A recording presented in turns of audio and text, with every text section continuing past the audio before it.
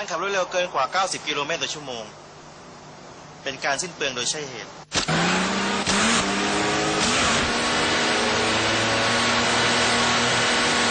ทำให้ประเทศชาติต้องเสียหายทั้งเดือนละ 1,500 ล้านบาท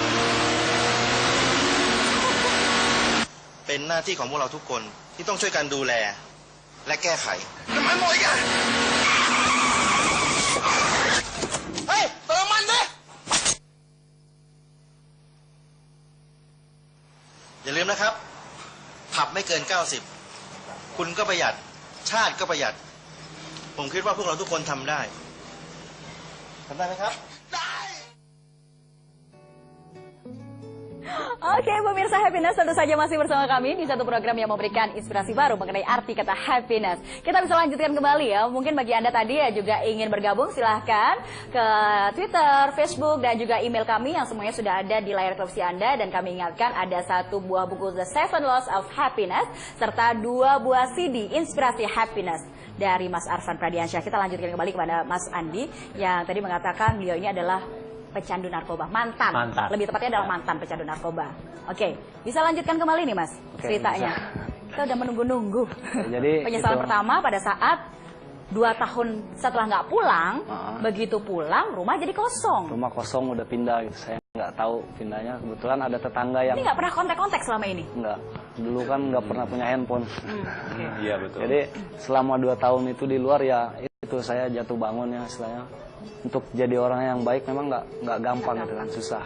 Udah pengen baik, ada lagi teman datang goda, nyebur lagi gitu kan, sampai mungkin kalau taman di Jatinegara itu bisa ngomong, kalau saya lewat itu saksi hidup mungkin ya. Rumput-rumputnya itu semuanya pada berbicara. Selama hampir 2 tahun itu saya hidup di situ sampai dagang teh botol itu pakai gerobak. Sampai seperti itu ya? Iya, karena zaman saya waktu itu di sebelah kiri kan ada 2 taman nih. Taman kanannya buat cewek-cewek, yang sininya untuk waria gitu kan.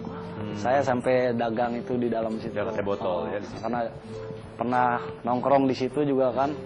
Akhirnya dikenalin, sering ngobrol sama tukang itu sampai akhirnya ditawarin.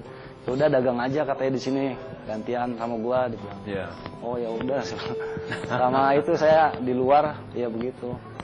Jadi kalau dilihat dalam perspektif sekarang itu rasanya menyesal begitu ya? Ya menyesal. Sebesar apa kalau boleh tahu rasa? Kalau dibilang sebesar apa ya, banyak sih yang saya sesalin gitu. Mungkin kalau waktu itu saya mau ikut omongan orang tua sekolah umum gitu ya, SMA atau SM, di situ kan mungkin banyak juga kesempatan untuk saya yang bisa lakuin gitu kan. Ya. Kayak misalkan saya di musik sekarang ini, mungkin waktu itu saya di sekolah di SMA pun bisa tersalurkan. Betul. Ya, sampai sekarang ya nyesal tetap ada gitu. Betul. Mungkin kalau saya dulu nggak narkoba, badan saya bisa lebih sehat. Lebih gitu. sehat lagi ya. Ya jadi saya kira ini menarik sekali ya Poppy ya. Betul. Menyesal itu tidak selamanya buruk gitu ya. Menyesal itu seperti yang tadi sudah akan kita bahas ya. Ada 4 jenis penyesalan ya. Yang pertama adalah menyesal itu harus. Oke.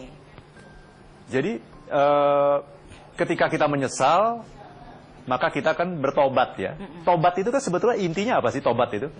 Sudah stop untuk melakukan perbuatan buruk yang kemarin kita lakukan dan memulai dengan menyesal. perbuatan baik. Bukan hanya stop dan melakukan perbuatan baik, bukan.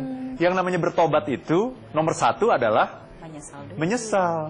Jadi kalau hanya stop saja, tapi kemudian saya tidak menyesal loh waktu di masa lalu saya melakukan hal-hal itu tidak menyesal.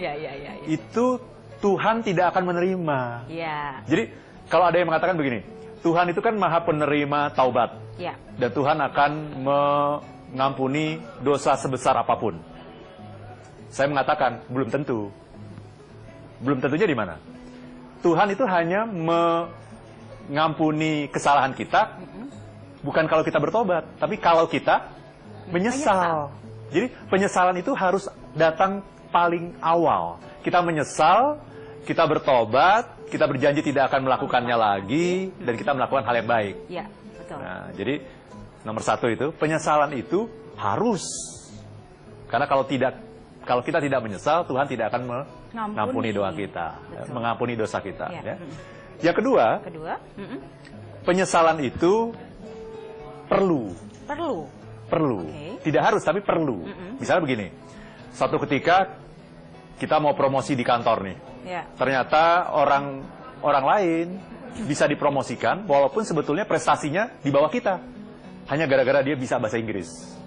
Oh. Berarti apa? Kita nyesal nggak? Nyesel dong. Kita menyesal. Penyesalan itu perlu. Perlu. Ya. Jadi coba kalau saya bisa bahasa Inggris, pasti saya yang akan dipromosikan karena prestasi saya lebih tinggi. Itu. Ya, jadi menyesal yang itu pertama adalah harus, dan kedua ada yang perlu. Ketiga dan keempat pastinya banget nih pemirsa di rumah makin penasaran. Kita tahan dulu sebentar ya Mas Arfan ya. Dan pemirsa Anda jangan kemana-mana, masih ada satu segmen terakhir bersama kami di Happiness with Arfan Pradiansyah. If you wanna be happy now.